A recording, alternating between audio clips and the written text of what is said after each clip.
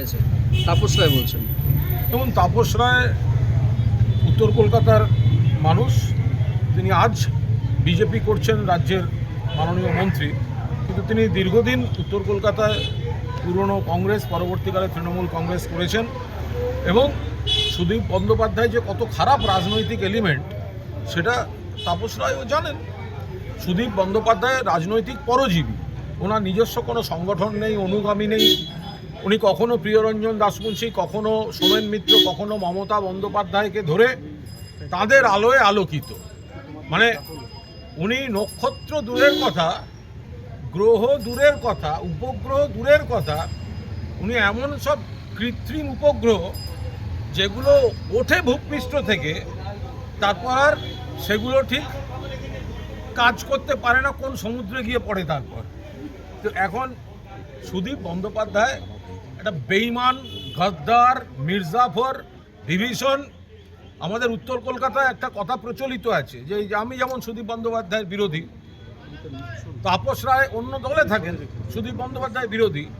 আমাদের উত্তর কলকাতায় একদম প্রচলিত হচ্ছে দল যার যার, সুদীপের সমালোচনার উৎসব সবার। বলছি আজকে সুমিত্রা এটা সম্পূর্ণ প্রোডাকশন নিয়ে গেছেন। এটা সম্পূর্ণ তাদের বিষয়, কনসার্ন ব্যক্তির বিষয়, এ ব্যাপারে কোনো মন্তব্য করব না। এই সুমিতের বিরুদ্ধে একাধিক অভিযোগ রয়েছে, শালবনীতে জমি দুর্নীতি। আমি আবার বলছি, আমি দলের মুখপাত্র, আমি অন্য কোনো ব্যক্তির মুখপাত্র নই। এবং যিনি রাজনৈতিক কোনো আমাদের পদাধিকারী নন, তাদের সেসব ব্যাপারে আমি কোনো মন্তব্য করব না। কিন্তু সুমিত রায়ের সঙ্গে সঙ্গে যার নাম মাঝে সব ম্যাক্সিমাম সময় জড়িয়ে যাচ্ছেন, তিনি তো আপনাদের দলের সভাপতি সাধারণ সম্পাদক। সেটা আপনারা জড়াচ্ছেন তদন্তে। আজকে যিনি গেছেন, আইনের যা প্রসেস, সুপ্রিম কোর্ট যা বলেছে, এগুলোর সঙ্গে তৃণমূল এবং এই রাজনীতির কোনো সম্পর্ক নেই। ফলে এ বিষয়ে কোনো কথা বলছি না। আমি একটি গুরুত্বপূর্ণ বিষয় আপনাদের জানিয়ে রাখছি, সেটা হচ্ছে এই যে লক আপ ডেথ যেটি হয়েছে Kanchrapara, Halisahar, lock up death, এটা একটা ভয়ঙ্কর ঘটনা, ভয়ঙ্কর ঘটনা। এটা যদি তৃণমূলের সময় ঘটতো, এতক্ষণে নানা রকম প্রচার, অপপ্রচার, কুৎসা সব শুরু হয়ে যেত। তো আজকে যখন এই লক আপ ডেথটা হচ্ছে ভয়ঙ্কর, এবং মৃতের স্ত্রী পর্যন্ত বলছেন, তার আত্মীয় যারা ডেড বডি দেখেছেন, যে সেখানে কি পরিমাণ আঘাতের চিহ্ন, টার্গেট করে তুলে নিয়ে গিয়ে পুলিশ কাস্টডির সময় তাকে মারা হয়েছে, এই অভিযোগ উঠে আসছে। এর যথাযথ তদন্ত দরকার, দোষী পুলিশদের শাস্তি দরকার, যথাযথ ক্ষতিপূরণ দরকার। এবং কেন তাহলে এ ব্যাপারে যারা জড়িত এবং তাদের প্রশাসনের উপর মহল, তারা কেন দায়িত্ব নেবেন না? যিনি মারা গেছেন তার স্ত্রী এই লড়াইটা দিচ্ছেন। মাননীয়া আমাদের নেত্রী মমতা বন্দ্যোপাধ্যায় তার সঙ্গে কথা বলেছেন, সম্পূর্ণভাবে তার পাশে থাকছে দল। তিনি পরিষ্কার, তার উপর নানা রকম ওই পরিবারের উপর চাপ দেওয়া হচ্ছে, কিন্তু তারা পরিষ্কার কথা, আমাদের মানুষটাকে আগে ফিরিয়ে দাও। টার্গেট করে তৃণমূলের নেতা তাকে যেভাবে পুলিশ কাস্টডিতে মারা হয়েছে, বিরজু কোয়েট, আমাদের নেত্রী, সহকর্মীরা সবাই ওখানে গেছেন, প্রতিবাদ চলছে, সম্ভবত এখনও অবস্থান চলছে। সেখানে বিজেপি গণ্ডগোলের চেষ্টা করেছে, কিন্তু এই লক আপ ডেথ কেন হলো, এটা পুলিশকে জবাব দিতে হবে। লক আপ ডেথ কেন হলো, পুলিশ মন্ত্রীকে ব্যাখ্যা দিতে হবে। লক আপ ডেথ কেন হলো, জেলার পুলিশ সুপারকে বা কমিশনারেটের যে কমিশনার, যারা দায়িত্বে রয়েছেন, তাদের এর দায়িত্ব নিতে হবে এবং এর নিরপেক্ষ তদন্ত চাই। যারা মহিলা কমিশনের চেয়ারম্যান আজকে এসেছেন, তিনি যেটা বলেছেন যে এনকাউন্টার কোনো পদ হতে পারে না, ধর্ষকের বিচার মাধ্যমে করতে হবে।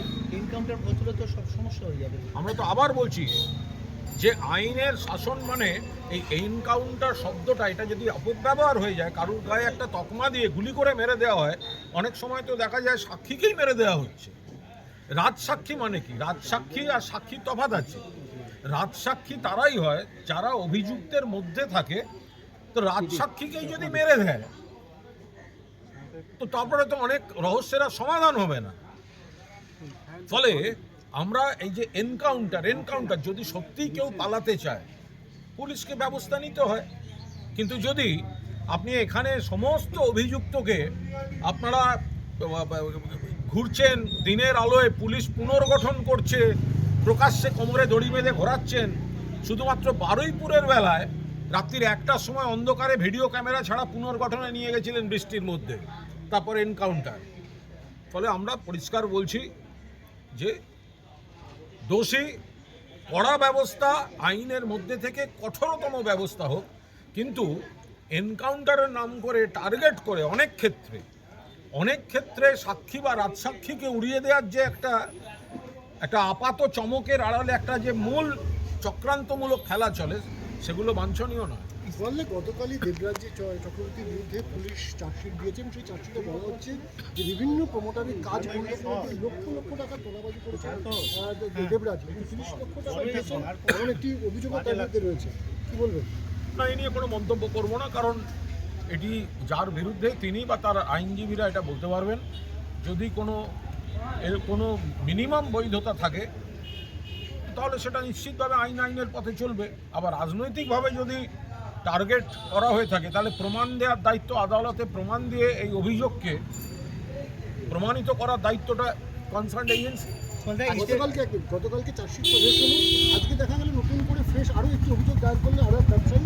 তিনি বলছেন যে মোট 1,25,00,000 টাকা দেবরাজকে দিয়েছেন তোলাবাজির কাজ। এটা নিয়ে কোনো রাজনৈতিক মন্তব্য করব না। শ্রমিক ভট্টাচার্য বলছেন যে রাজ্যে এবার শিল্পের জোয়ার আসবে, টাটারা আসছে, বিড়লারা আসবে, টাটারা তো আছেই, আবার ইউরোপ থেকে বিনিয়োগ আসবে। এই যে টাটারা আছে, আসবে বলা হচ্ছে, মানে কি? টাটারা খুব ভালোভাবে বেশি করে এখানে আছেন। টাটার মানে কি? এই যে সিঙ্গুর বলা হয়, টাটার সঙ্গে তো তৃণমূল কংগ্রেসের কোনো সংঘাত নয়। বামফ্রন্ট জমানার শিল্পনীতি, কৃষি জমি জোর করে দখল, কৃষক এবং ক্ষেতমজুরদের তাদের জীবন জীবিকা রক্ষার লড়াই ছিল। টাটাদের সঙ্গে তো কোনো ঝগড়া নেই। মমতা বন্দ্যোপাধ্যায়ের সময় তো টাটারাও এখানে এসছেন, তাদের বিনিয়োগ বাড়িয়েছেন, সমস্ত রকম কাজ করেছেন। দেশ এবং আন্তর্জাতিক ক্ষেত্রের প্রতিষ্ঠিত যারা ব্যবসায়ী, শিল্পপতি, শিল্পগোষ্ঠী, সেই সংস্থাগুলি এখানে এসেছে। ফলে এগুলো সব নতুন এদের বিবৃতি দেওয়ার কথা ওনারা বিবৃতি দিচ্ছেন।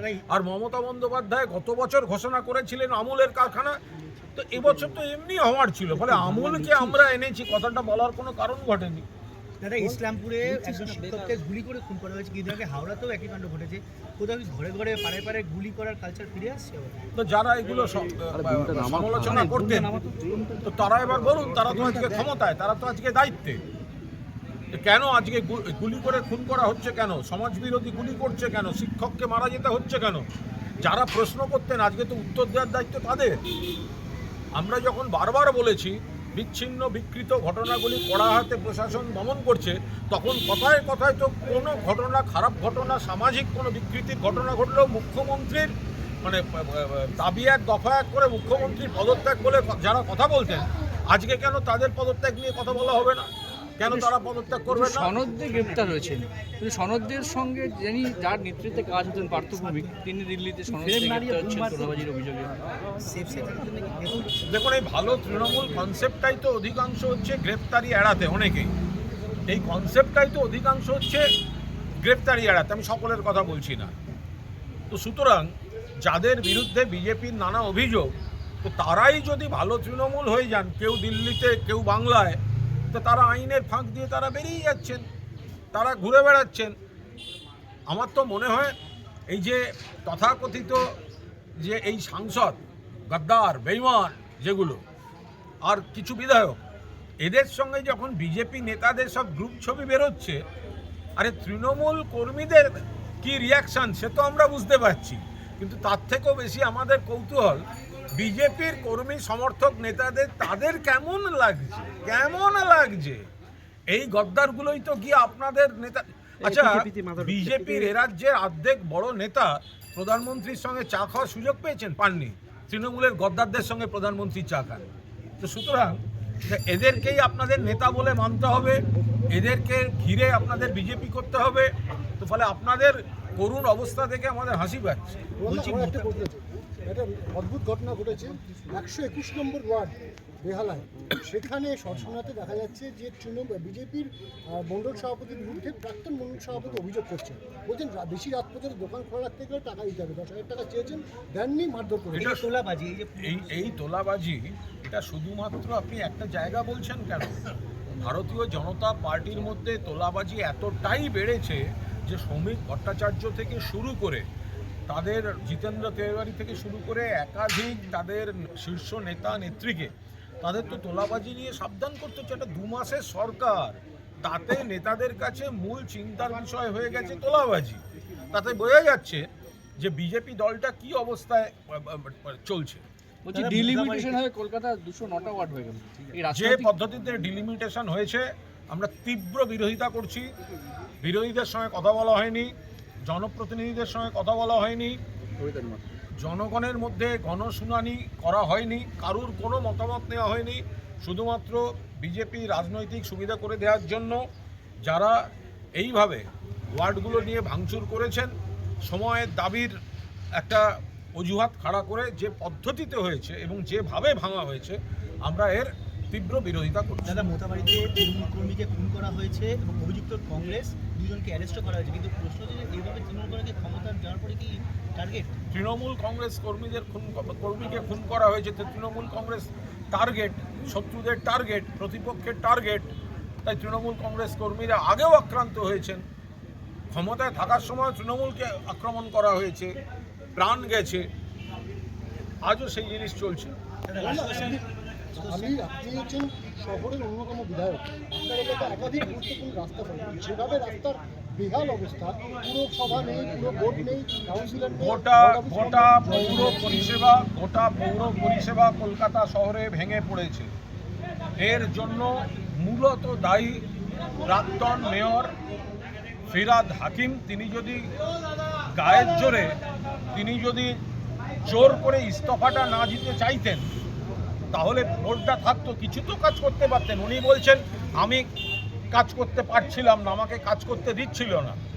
এটা তো কোনো কাজের কথা না। সুব্রত মুখোপাধ্যায় তৃণমূলের মেয়র থেকে ফুল টার্ম মাথা উঁচু করে চালিয়েছিলেন, তখন ক্ষমতায় বামফ্রন্ট ছিল না কিন্তু তৃণমূল কংগ্রেস।